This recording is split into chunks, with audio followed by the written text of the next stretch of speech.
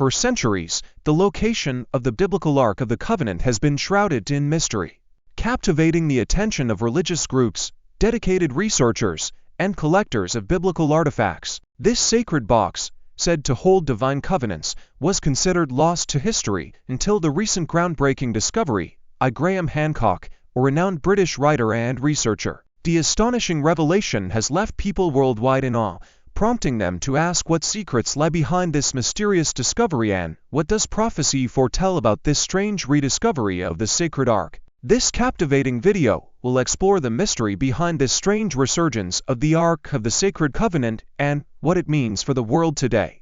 In ancient Israeli tradition, the Ark of the Covenant was revered as the physical manifestation of God. This gold-plated mystery box was celebrated as a symbol of divine presence and the covenant with the people of Israel. The Ark played important roles during ceremonial events, sometimes accompanying them to battle. However, as time passed and several wars raged, the Israelites tragically lost the Ark.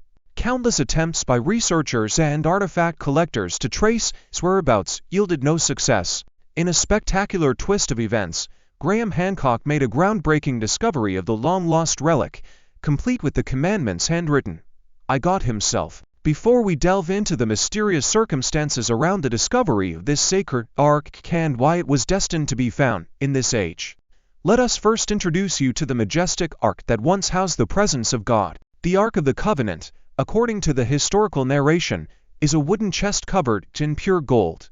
It had an elaborately designed top known as the mercy seat. God provided Moses with specific instructions to construct the Ark of the Covenant when the Israelites were encamped at the foot of Mount Sinai, as documented in Exodus 25:10-11.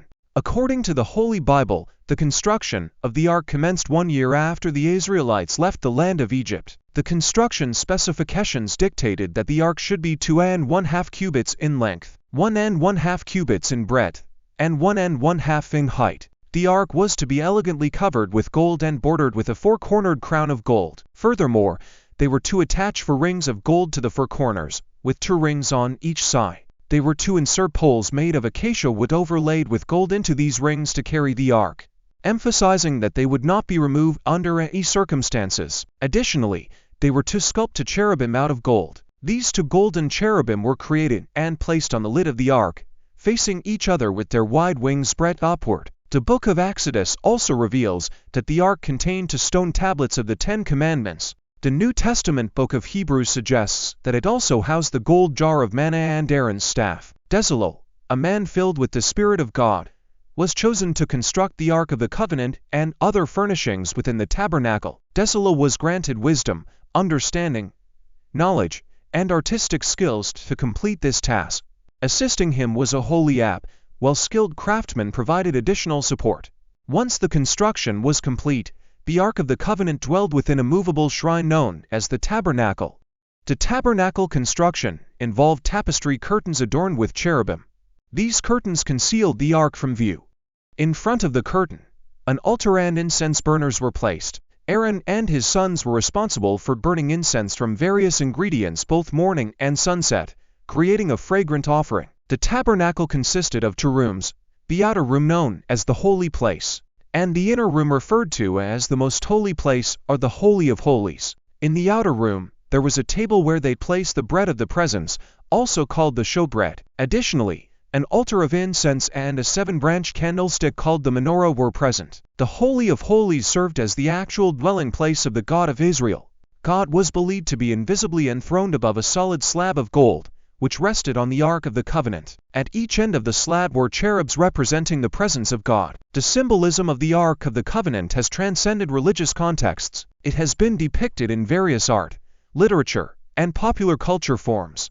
It has inspired divine reverence and a sense of mystery throughout history. The Ark's symbolic significance continues to resonate with believers, reminding them of the enduring presence of God, the importance of upholding the covenant, and the power of faith and obedience. Within the religious narratives of Judaism and Christianity, the Ark of the Covenant carries profound symbolism. One of its key symbols is its representation of the divine presence. It was believed that the Shekinah dwelled above the Ark, positioned between the 2 golden cherubim. This established a tangible connection between the earthly realm and the divine realm. The Ark functioned as a physical reminder of God's presence and a focal point for worship and communication with the divine. Furthermore, the Ark symbolizes a covenant between God and the Israelites because it houses the tablets of the law, otherwise known as the Ten Commandments, which actively represents the moral and legal foundation of the Jewish religion. The tablets encapsulate the principles and instructions given by God, serving as a guide for righteous living and creating a framework for justice and ethical behavior. The symbolism of the Ark extends beyond its physical characteristics. The Ark's presence with the Israelites continually reminded them that God was leading them, providing them with strength, security, and divine intervention whenever needed. It was also associated with miraculous events such as the parting of the Jordan River and the crumbling of the walls of Jericho. These extraordinary occurrences reinforced the belief that the Ark possessed divine power and symbolized God's strength and victory. Let's discuss the historical journey of the Ark of the Covenant. One of the most treasured religious artifacts is the Jewish Ark of the Covenant. For centuries, people have made unsuccessful attempts to locate and recover the Ark. According to history, the Israelites constructed this elaborate and gilded ark approximately 3,000 years ago to contain the stone tablets inscribed with the Ten Commandments. Biblical accounts depict the size of the ark as similar to that of a 19th-century seaman's chest. Many believe that during the Israelites' quest to conquer the city of Jericho, they diligently carried the ark around the city for a week, blowing trumpets, and on the seventh day, the walls fell, making way for an effortless victory. Over time, the ark was guided by various priests and kings. First, it was entrusted to the priest Pinhas in Bethel, and later it resided in Shiloh during Samuel's apprenticeship. However, during a conflict with the Philistines, the ark was captured by them and taken away from Israel. Shockingly, the ark, known for all its blessings, brought a series of tragic events, including the death of its caretakers and misfortune to the Philistines wherever they took it. Eventually, the Philistines returned the ark to the Israelites. Later on in the biblical stories, King David took the ark with him when he had to flee from Jerusalem due to Absalom's conspiracy. But King David later ordered the priest Zadok to return the ark to Jerusalem, where it held a significant place of reverence. During the 8th and 7th centuries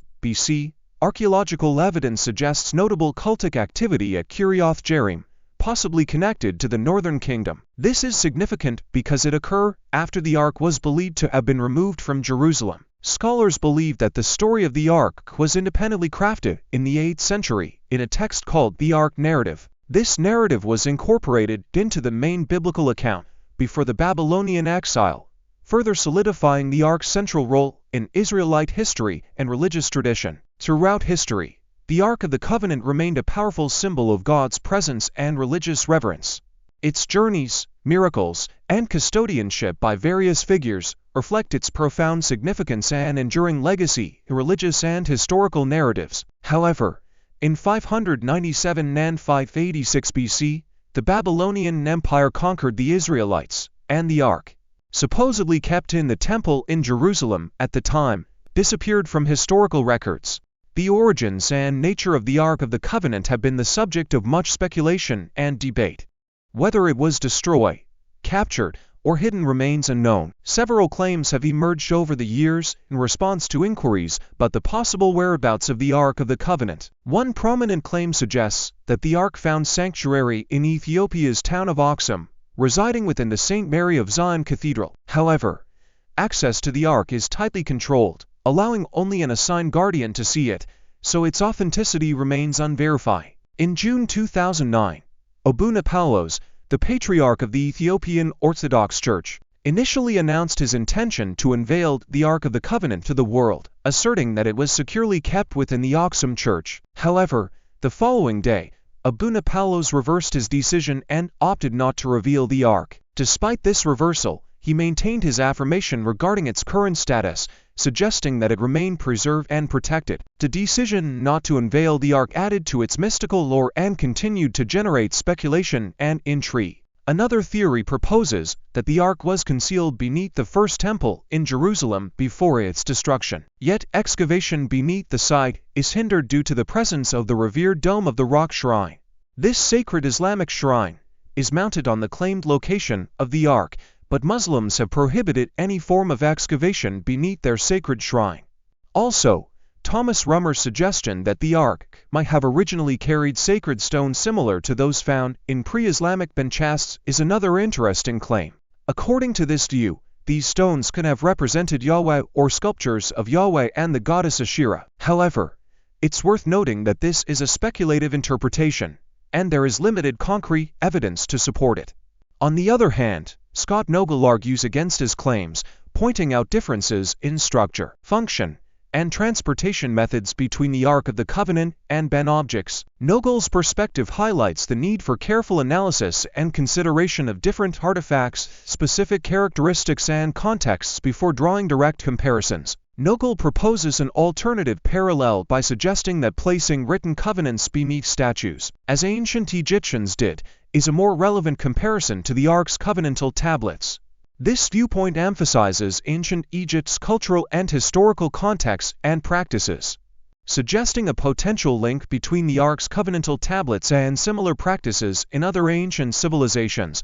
Where did Graham Hancock find the Ark of Covenant? Graham Hancock states in his theory that the Ark of the Covenant was taken from Solomon's temple during the reign of King Manasseh and transported to Elephantine Island along the Nile. He further deduced that the Ark eventually rested in the Church of St. Mary Zion in Oxen, Ethiopia.